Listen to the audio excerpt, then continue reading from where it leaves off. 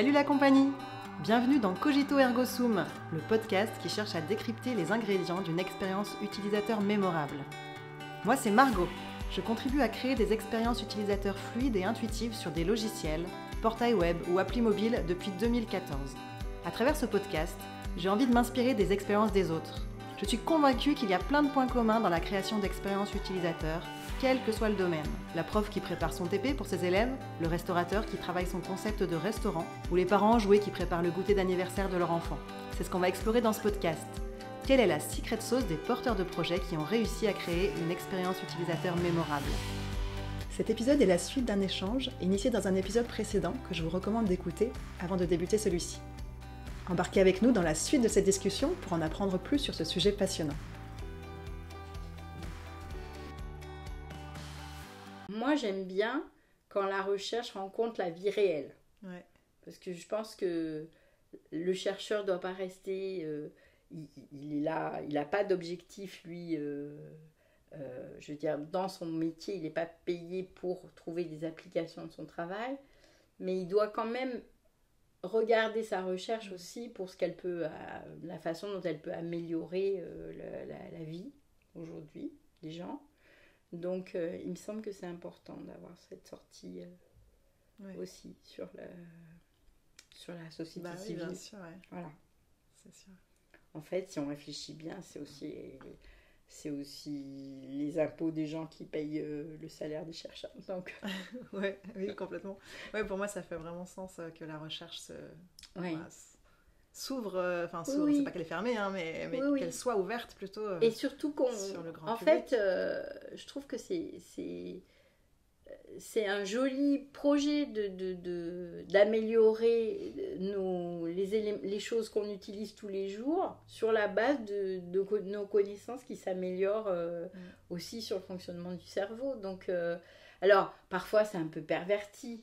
C'est-à-dire qu'on peut facilement manipuler les gens pour imaginer le dark side de ça, c'est-à-dire manipuler un peu. C'est fait d'ailleurs dans le neuromarketing, c'est une forme de manipulation. Les nudges, je sais pas si tu connais ce terme, les nudges.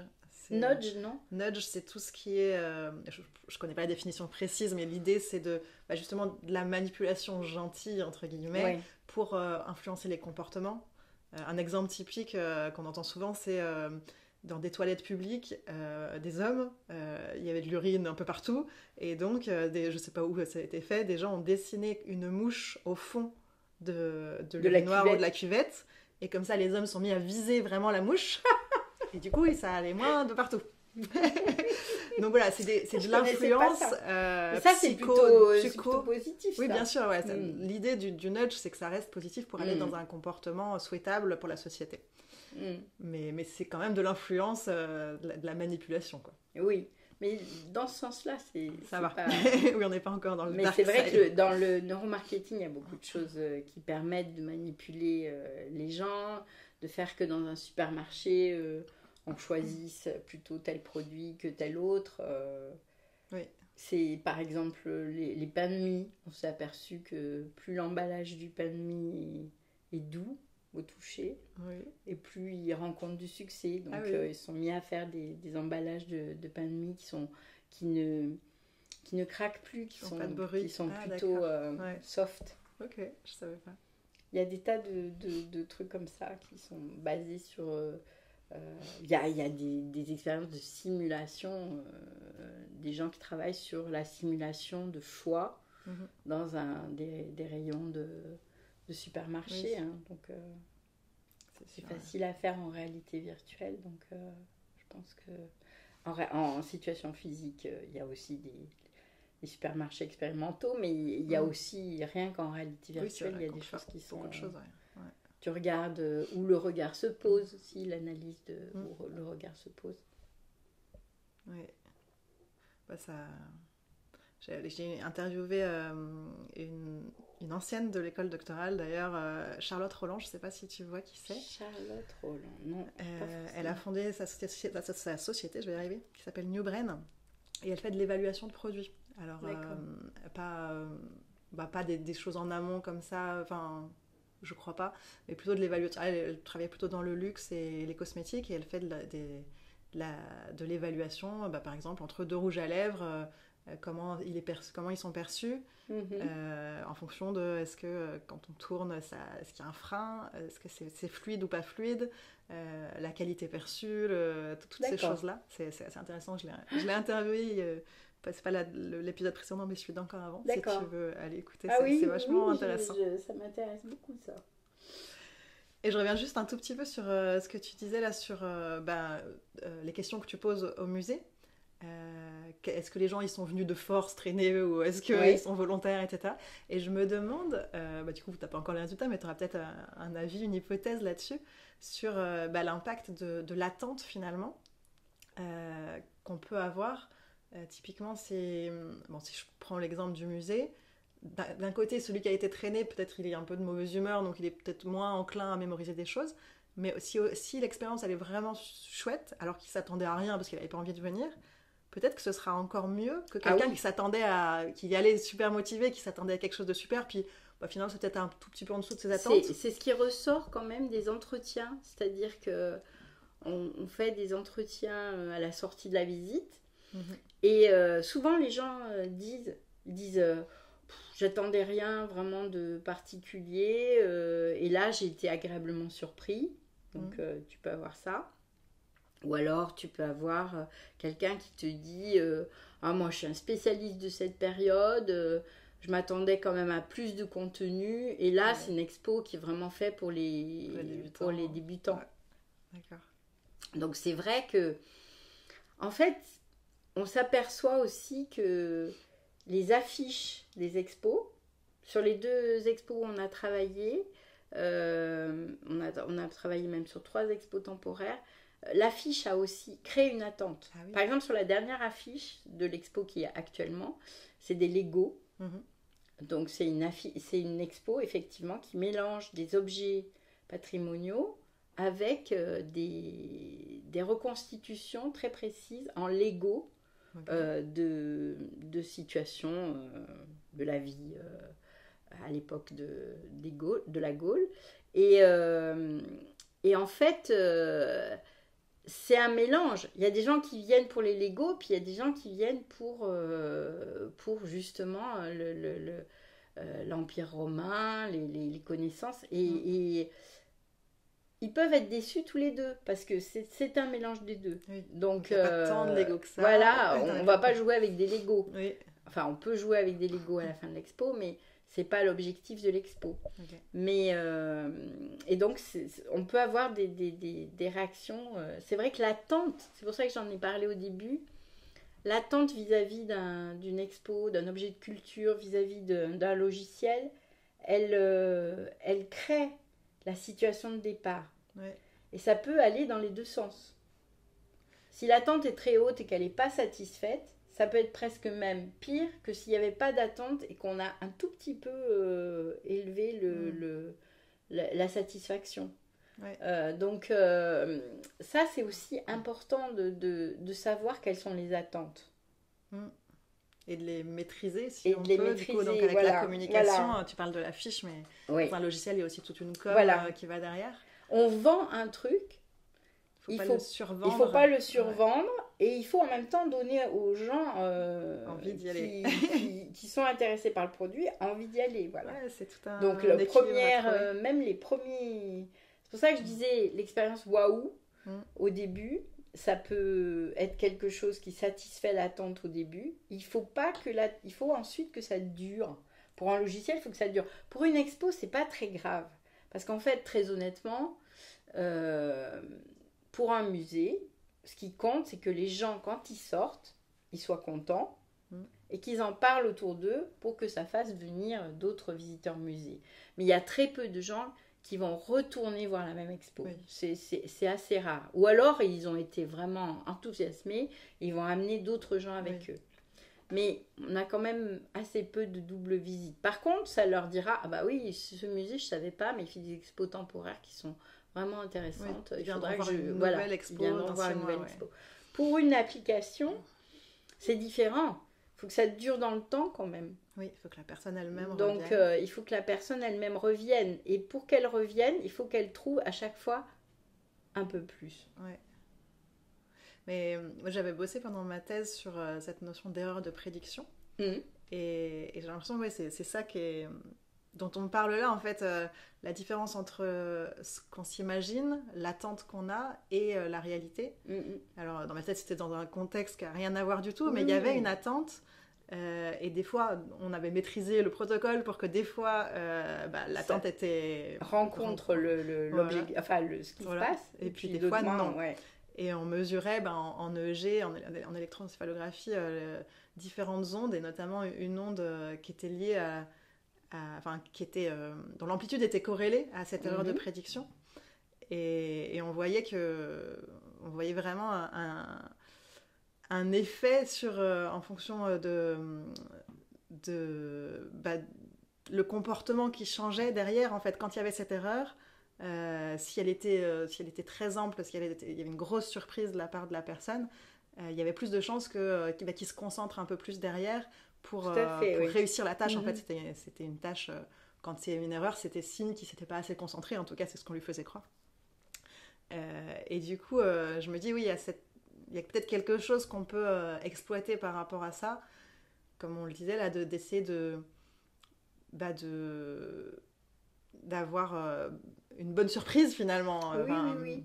Une bonne surprise et une bonne surprise qui s'adapte finalement à chaque entrée dans l'application. C'est-à-dire que... Quand on revient, c'est à nouveau une bonne surprise. Parce qu'il y a ça aussi. Si tu as eu un effet waouh sur ton application la première fois que le sujet est venu, quand il va revenir, il va attendre plus, parce que son attente va être à un niveau plus haut. Ouais. Donc il va falloir à chaque fois...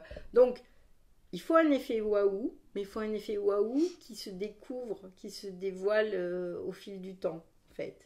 Et il faut que lors de la première expérience, il y ait quelque chose qui te dise que tu pourras en avoir plus si tu reviens. Ouais. Donc, tout à l'heure, on parlait des badges et des récompenses et des choses comme ça. Ça peut être ça, un des leviers. C'est-à-dire d'expliquer aux gens que la prochaine fois, qu'ils reviendront, ou des contenus débloqués. Voilà, il y aura des contenus qui seront... C'est exactement ça. Il y aura des contenus qui seront débloqués, ils pourront aller plus loin, etc. Donc ça, c'est vraiment important, je pense, pour un produit qui doit durer dans le temps. Super. J'ai regardé un petit peu mes petites fiches parce qu'on a parlé plein de sujets. Je crois qu'on a balayé un petit peu tous les sujets que j'avais en tête. Sauf peut-être un, mais il est un peu difficile. Mais je te pose quand même la question. C'est parce que du coup, il y a cette notion de... J'ai envie que mes expériences elles soient mémorables. Dans mon travail, c'est important pour moi d'évaluer si ce que je fais, c'est bien, c'est du bon travail pour adapter, pour m'améliorer. Donc ce que je fais aujourd'hui, c'est surtout de l'évaluation de l'expérience utilisateur elle-même, donc juste après, ou éventuellement à distance, mais sur est-ce que l'expérience, elle est fluide, intuitive, agréable, etc. Et je me demandais, est-ce que c'est possible de mesurer si elle est mémorable avec cette problématique qui est que... Donc, je vais montrer le logiciel à des gens ou leur faire tester. En général, c'est plutôt ça, je leur fais tester. Si je retourne les voir un mois après en leur demandant qu'est-ce que vous vous souvenez de ce logiciel, en fait, je m'en moque des détails. Ce que je veux, c'est qu'ils s'en souviennent en bien. Et, tu ne sais pas comment leur faire dire ça. C'est ça, voilà. Alors peut-être que je peux me concentrer sur le côté valence finalement. Est-ce que vous vous en souvenez en bien ou pas en bien? Mais juste le fait, est-ce que vous vous en souvenez? Ça, je ne sais pas du tout comment l'évaluer. Parce qu'à partir du moment où je pose la question, forcément, je leur donne un indice très fort sur qu'est-ce qu'ils ont eu à faire avec moi. Alors, ce qui serait possible de faire, c'est de tester parce que il pourrait très bien, pour te faire plaisir, te dire qu'ils se souviennent et puis ne pas s'en souvenir. Donc, tu pourrais objectiver ce souvenir. Oui. Par exemple, en leur demandant de reconnaître des choses qu'ils ont vues ou pas dans ton logiciel versus des distracteurs qui n'y étaient pas. Donc ça, mais là, tu vas tomber dans des choses hyper précises. C'est ça, c'est plus du détail. Par contre, tu pourrais les questionner sur leur demander de décrire un peu ce système, c'est-à-dire avec les points positifs et les points négatifs. Ouais. Donc ça, je pense que si quelqu'un te dit oui pour te faire plaisir, mais qui n'a aucun souvenir, il ne pourra pas faire ça. Alors que quelqu'un qui a un souvenir peut justement mettre du côté des positifs les choses qui l'ont vraiment marqué positivement, et toi tu pourras t'appuyer là-dessus, et des côtés négatifs aussi. Donc les deux me semblent intéressants quand même à exploiter. Ouais. Qu'est-ce que vous avez aimé le plus, ou comment vous décririez ce système? Évidemment, si tu leur dis est-ce que vous vous souvenez, ils vont dire oui. Après, ceux qui vont dire oui, qui seront incapables de répondre à la suite d'un questionnaire dans ce sens, je pense que c'est Peut-être qu'ils s'en souviennent pas tant que ça. Voilà. Ouais, c'est une piste intéressante. Mais le rappel libre, il faut savoir que le rappel libre peut marcher. C'est-à-dire, si tu demandes aux gens d'écrire des lignes comme ça, de ce dont ils se rappellent, ça, c'est la meilleure solution, puisque tu ne les auras pas primés, donc tu n'auras pas fait d'amorçage de cette mémoire. Mais en même temps, on a vu tout à l'heure qu'il y a une partie de nos mémoires qui sont difficiles à déclarer, mais que tu vas déclencher en donnant un indice, par exemple. Donc, si tu dis quelles sont les choses qui vous ont paru faciles versus difficiles, peut-être que tu donnes un indice et que tu auras comme ça des choses qui vont remonter à la surface et qui ne seraient pas sorties spontanément. Mais c'est vrai que c'est compliqué, un rappel sans être intrusif. Puis moi, dans l'idéal, mon idéal de conceptrice, c'est que si je prends une application grand public, par exemple une application d'aide aux devoirs, on va dire, c'est que les personnes qui l'ont testé une fois, bon, d'une part, elles ont envie de revenir, ça on en a parlé, il y a plein de leviers, etc. Mais d'autre part, que si un mois plus tard, elles entendent parler, idéalement, un mois plus tard, elles discutent avec un copain, une copine, sans parler d'aide aux devoirs, mais juste comme ça, elles disent « Ah, au fait, j'ai testé cette application, c'est vachement bien. » Juste un tout petit peu en dessous, ce serait déjà pas mal si le copain ou la copine dit je cherche une application d'aide aux devoirs et la personne dit ah bah tiens j'en ai testé une il y a un mois, c'était bien. Mais vraiment, ça, c'est vrai que ça c'est de l'amorçage. Mais la situation idéale c'est qu'elle en parle autour d'elle sans aucun amorçage. Et donc ça je pense que je peux pas l'évaluer en fait, parce qu'à partir du moment où moi j'interagis, ou alors il faudrait un complice qui aille interagir avec elle, mais sans amorçage. Il faudrait que ce soit quelqu'un. Il faudrait que tu puisses demander à des gens, mais c'est pas que ce soit pas toi qui le demande, mais qu'on questionne les gens en leur disant qu'est-ce que vous connaissez comme application d'aide aux devoirs. Et là aussi il y a un amorçage finalement, parce que c'est oui, mais bon. Parmi plusieurs applications, si c'est pas la tienne qui sort, c'est mauvais signe. C'est mauvais signe. Bon, il peut y en avoir plusieurs qui vont sortir pour des raisons différentes, mais ça, c'est un moyen c'est de tester pas la notoriété, mais est-ce qu'elle vient à l'esprit tout de suite? Est-ce que c'est elle qui vient à l'esprit, ou est-ce que c'est une autre, ou est-ce qu'elle va venir en balance avec une autre? Et ça sera intéressant peut-être de savoir pourquoi, justement. Parce que ça peut me permettre d'améliorer un produit aussi. C'est de le comparer à un concurrent et de savoir finalement qu'est-ce qui est préféré là et qu'est-ce qui est... C'est un petit peu l'idée, tu sais, je t'avais parlé de Babaou. Ah oui. Je sais pas si tu avais regardé babaou.com. Non, je n'ai pas eu le temps de faire, il faut que je le passe. Tu peux expliquer pour les gens qui nous écoutent. Oui, c'est une société qui s'intéresse finalement aux processus qui peuvent permettre aux enfants, c'est entre 6 et 9 ans je crois, qui peuvent permettre aux enfants de s'améliorer dans leurs apprentissages scolaires, dans la manière dont ils abordent... Alors c'est un jeu vidéo en fait, c'est conçu comme un jeu vidéo, c'est assez beau, l'univers est vraiment, je trouve, beau, les personnages sont sympathiques, il y a une bonne jouabilité, mais en fait c'est un logiciel qui permet de savoir quelles sont les stratégies qui fonctionnent le mieux pour être attentif, pour prendre des décisions, donc ça travaille sur des processus qui sont mis en jeu dans les apprentissages scolaires. Il n'y a pas encore la mémoire, mais il y a l'attention, il y a la prise de décision. Et ça permet à l'enfant et aux parents de suivre, de voir quelle est la stratégie qui fonctionne le mieux. Donc ce sont des petits jeux. Okay. Et type, le petit personnage doit mettre il y a des objets qui lui arrivent, il doit les prendre ou ne pas les prendre en fonction de la consigne pour les mettre dans un panier ou dans un autre, etc. Et c'est vraiment, je trouve, un logiciel qui est intéressant parce que c'est pas de l'entraînement, c'est pas du Kawashadani là où je sais plus le nom de la personne qui a fait ce logiciel qui permet d'entraîner son cerveau. C'est plus, je me connais, j'apprends à me connaître, je vois ce qui fonctionne bien avec moi, ce qui fonctionne pas. C'est la métacognition dont on avait déjà parlé. Et franchement, c'est fait par une équipe il y a des orthophonistes, il y a des gens qui travaillent dans le domaine de la psychologie de l'enfant. Donc c'est assis sur des connaissances scientifiques sérieuses et ça propose vraiment un pas en arrière finalement pour savoir identifier les stratégies comportementales qui vont être les plus efficaces chez les uns et chez les autres. Ok. Et je trouve qu'ils ont trouvé le bon...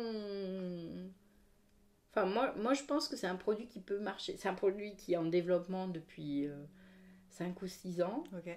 Et qui a une belle interaction entre des scientifiques et des gens du monde du jeu vidéo. Voilà.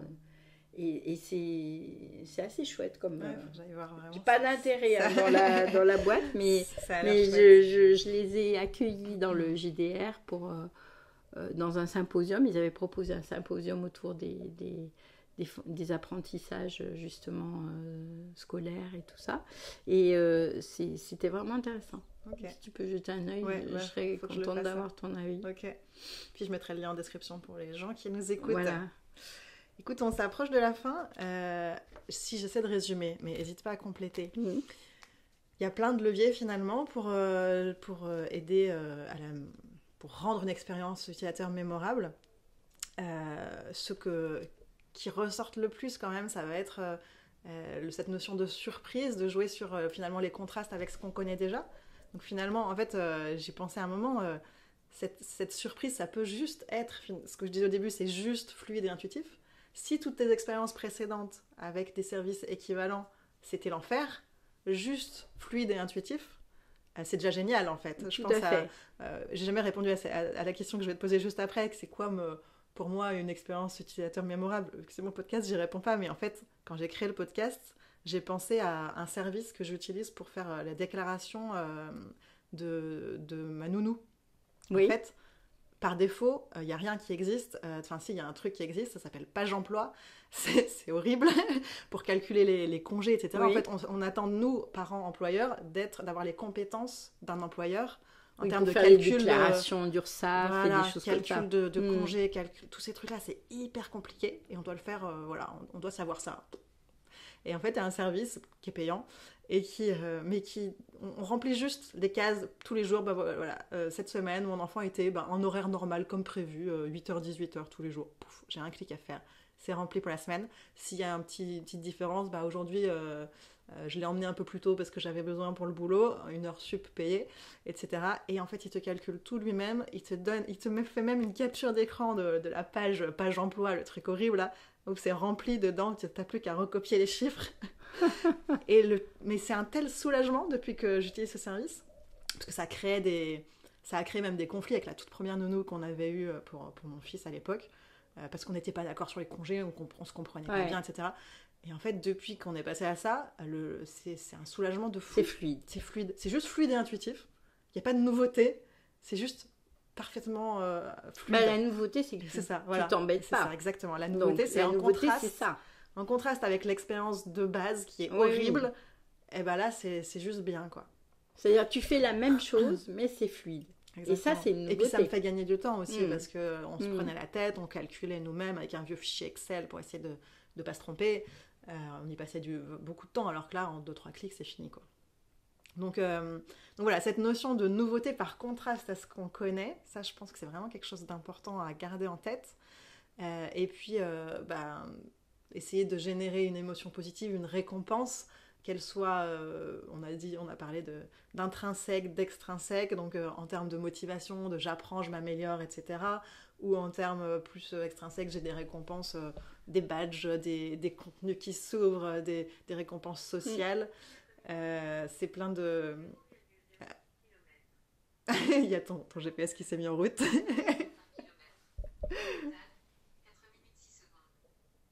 Bizarre. C'est ma montre, en fait. Désolée. C'est pas grave. C'était une expérience mémorable. Peut-être on se souviendra de ça. La montre qui se met en route. C'est parce que j'ai marché, elle croit que je marche encore. Donc, voilà, je l'ai éteinte. J'espère que... Voilà, je l'ai éteinte. Normalement, elle devrait pas se rallumer. C'est la première fois qu'elle me parle comme ça. Désolée. Pas de problème. Donc voilà, cette notion de récompense extrinsèque, intrinsèque, et puis aussi le fait de prendre en compte finalement qui est la personne, et donc de s'adapter. Alors on ne peut pas s'adapter à chaque personne dans un logiciel, mais essayer de tenir compte des motivations qui ont fait venir la personne, de qui elle est, quelles sont ses références, quels sont ses codes, de bien gérer les erreurs pour rendre les choses le plus fluide possible, encore une fois. Hein. Donc, en résumé, appliquer les critères de Bastien Escapin, les bons critères d'ergonomie. Ça m'intéresse d'ailleurs beaucoup d'avoir... Je te les enverrai. Oui, je veux bien. Mais c'est vraiment une bonne base, finalement. Si on rajoute à ça cette notion de récompense et d'émotion, de nouveauté, je pense qu'on a quelque chose qui devrait bien favoriser la mémorisation, la création d'expériences mémorables. Je crois que tu as bien résumé les choses. Je dirais oui, si tu veux rajouter encourager la... Il y avait aussi cette idée que au début, l'expérience doit monter en puissance. Ouais. Enfin, c'est-à-dire qu'il ne faut pas être submergé. Il faut quand même avoir un effet waouh, mais il faut que ça monte en puissance. Tu l'as dit. Donc, qu'il y ait une plasticité toujours sollicitée finalement. Parce que c'est ça. En fait, la mémoire, c'est de la plasticité. Donc, tu génères de la plasticité et donc l'expérience reste mémorable, même si passer l'effet waouh, elle reste quand même mémorable. Oui, donc réactiver le souvenir avec des nouveautés un petit peu à chaque fois. Voilà. Super. Pour terminer, donc j'aimerais te proposer 3 petites questions rapides. La première, c'est quel est le résultat que tu as obtenu dont tu es le plus fier, que ce soit par sa robustesse ou son impact? Alors, c'est justement un résultat qui montre que on peut mémoriser quelque chose et solliciter son cerveau par rapport à la mémorisation de quelque chose qui peut être différent en fonction du contexte de l'expérience. Donc comme ça, avec une étudiante dans le cadre de sa thèse, Julie Chapuis, on avait pu montrer que c'était des expériences qui étaient faites chez l'animal, mais on peut avoir la même chose chez l'homme. On avait montré que si on voulait apprendre la signification d'une odeur, en fonction du contexte dans lequel on donnait cette odeur, on avait des zones cérébrales qui étaient stimulées et qui participaient à la mémoire. Donc en fait, ça résumait le principe qui existait déjà dans la conception de la mémoire, qui est que les circuits de la mémoire sont liés à ce qui s'est passé lors de l'événement où on a rencontré pour la première fois cette situation. Et nous, c'était ça exactement, c'est-à-dire que en fonction de comment se faisait la rencontre entre le stimulus et le sujet, on avait une mise en place des circuits cérébraux qui étaient différents, qui étaient vraiment, qui témoignaient finalement que ce principe, c'est les zones qui sont stimulées au moment de la rencontre avec un événement qui vont servir de support à sa mémorisation. Donc là, on avait pu montrer qu'on avait 2 supports différents pour 2 situations expérimentales différentes. Et ça, c'était important pour nous parce que ça voulait dire que ce qu'on observait dans le cerveau, c'était au travers des rythmes. Tu as parlé des rythmes tout à l'heure. Nous, c'était au travers des rythmes oscillatoires dans le cerveau. On pouvait faire une cartographie des sites qui étaient impliqués dans la mémorisation du stimulus dans 2 situations expérimentales différentes. Okay. Et c'était une manière d'objectiver ce principe qui avait été proposé. Ouais. Donc ça, c'est un résultat, Ouais, c'est intéressant. Bon, c'est loin de ce qui nous préoccupe aujourd'hui, mais c'est plus neurobiologique. Mais ça montre quand même que on peut éveiller des circuits différents en fonction de la manière dont on propose cette première expérience, justement. Ouais. Et que c'est important d'y réfléchir pour ensuite que cette expérience soit bien mémorisée. Oui, puis bon, même si c'est pas concret, applicatif là tout de suite, finalement, c'est tout ça. Toute la neurobiologie, on en a un tout petit peu parlé avec l'hypothalamus, mais bon, c'est ça qui explique tout ce dont on a parlé, donc c'est quand même important. Tu sais ça, puisque tu as aussi appartenu à ce monde de la recherche à un moment donné, mais en fait, dans la recherche, il y a des gens qui proposent des principes qui ont uniquement réfléchi à la théorie et ces principes devront être validés par des expériences. Et ça, c'était typiquement ça. C'est-à-dire, c'était un principe qui avait été énoncé et il y a plusieurs expériences qui ont permis de valider ce principe. Ouais. Donc, c'est dans ce cadre-là que, modestement, on classe cette expérience et c'est pour ça que j'ai une petite... à mon niveau, beaucoup de satisfaction d'avoir fait ça. Bah oui, c'est vachement important. C'est ce qui contribue à faire avancer encore une fois, c'est vraiment... j'ai satisfait mes propres attentes. Ça marche. Deuxième question, est-ce que tu peux nous raconter une expérience utilisateur personnelle particulièrement mémorable pour toi ? Alors, au moment où on parlait... Tout à l'heure, je t'ai parlé de cette exposition virtuelle qui s'appelle Memoria, qui est une exposition sur la mémoire par laquelle on rentre comme un jeu vidéo et ensuite on peut explorer les différents mondes de la mémoire. Donc ça va de la mémoire des cellules à la mémoire de la Shoah. Donc c'est très très pluridisciplinaire. Donc c'est une application, c'est ça ? C'est une exposition virtuelle, je pense. C'est une exposition virtuelle. En termes d'application, il m'est venu quelque chose. Je suis en train d'utiliser une application parce que dans la famille, il y a beaucoup de gens qui déménagent et qui cherchent des appartements. Il y a une application qui m'a simplifié la vie parce qu'elle rassemble toutes les offres de toutes les agences immobilières qui existent. C'est-à-dire qu'au lieu d'aller chercher dans chaque site immobilier ce qui t'intéresse, tu mets tes critères de recherche dans cette application. Elle s'appelle Gincla ou un truc comme ça. D'accord. Tu mets tes critères dans cette application et tous les jours, elle te propose ce qui est publié sur Le Bon Coin, Logikimo, etc. Enfin, tous les sites Et ça facilite ta vie parce qu'elle ne te propose que les choses nouvellement publiées. Tu peux les jeter ou au contraire les sélectionner. Ensuite, elle te les propose sur une carte. Et c'est un petit peu comme l'application dont tu parlais tout à l'heure. C'est-à-dire que elle m'évite d'aller consulter tous les sites de toutes les agences et elle centralise cette information et elle me permet de la trier sur un certain nombre de critères qui transcendent finalement qui les propose en fait. Oui, ok. Super. Et elle est facile d'utilisation.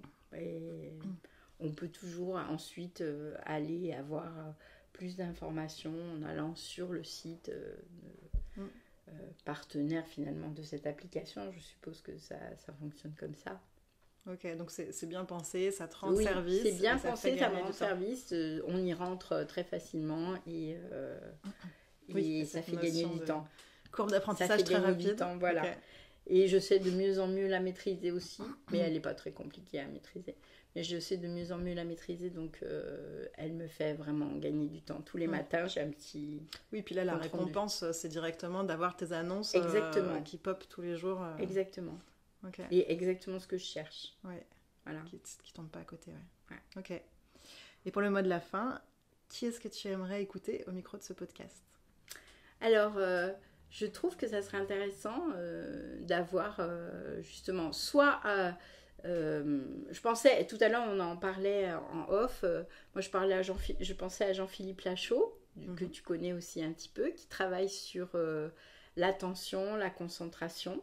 Ouais. Et je pense que c'est quelqu'un, à cause de son travail sur l'attention, c'est quelqu'un qui peut être vraiment, qui peut donner des pistes intéressantes aussi pour la mémorabilité des expériences, d'autant qu'il a conçu lui-même une application. C'est vrai.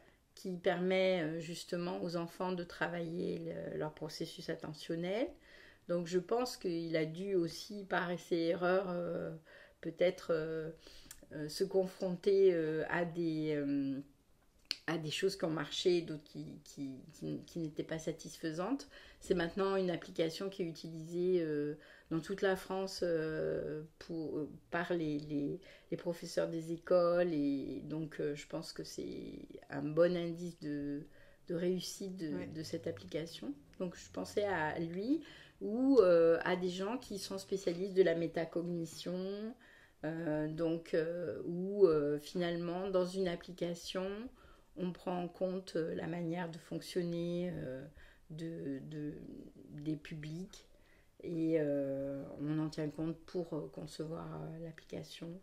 Donc là il y a plusieurs personnes qui peuvent je pourrais, si tu veux, t'envoyer les coordonnées de ces personnes. Mais Jean-Philippe, je trouve que ça serait une bonne idée. Ok, bah oui, c'est vrai, j'avais pas spécialement pensé à la base, mais Jean-Philippe, ça peut être chouette. Je sais qu'il est à l'aise devant un micro. Oui, et il est son sujet est passionnant, c'est ça. Et en fait, il a vraiment à cœur de placer la recherche aussi face à la société civile. Donc, je trouve que ça serait parfait pour ce que tu cherches. Ah bah, c'est bien noté. Merci beaucoup. Merci à toi. C'était intéressant pour moi aussi. J'ai appris plein de trucs. Donc j'espère que tu m'enverras les refs de cette personne. Bastien Escapin. Escapin. C'est deux personnes. Monsieur Bastien et Monsieur Scapin. Ah, comme les fourberies de Scapin. Comme les fourberies de Scapin, d'accord. Ouais. C'est pas Bastien Escapin. Non. D'accord. Et je t'envoie ça, pas de problème. Ok. Merci Margot. Merci. Merci d'avoir écouté le podcast Cogito Ergo Sum. Vous pouvez le retrouver sur toutes les plateformes d'écoute. Pour ne pas louper les prochains épisodes, n'hésitez pas à me suivre sur X ou LinkedIn. Retrouvez-moi également avec du contenu exclusif sur TikTok. Si vous voulez réagir ou me suggérer des personnes à interviewer, vous pouvez le faire sur mon mail margot.cogito@gmail.com ou me contacter via les réseaux sociaux. Vous trouverez en description de l'épisode des liens pour en savoir plus sur mon invité et son activité. Rendez-vous le mois prochain pour un nouvel épisode.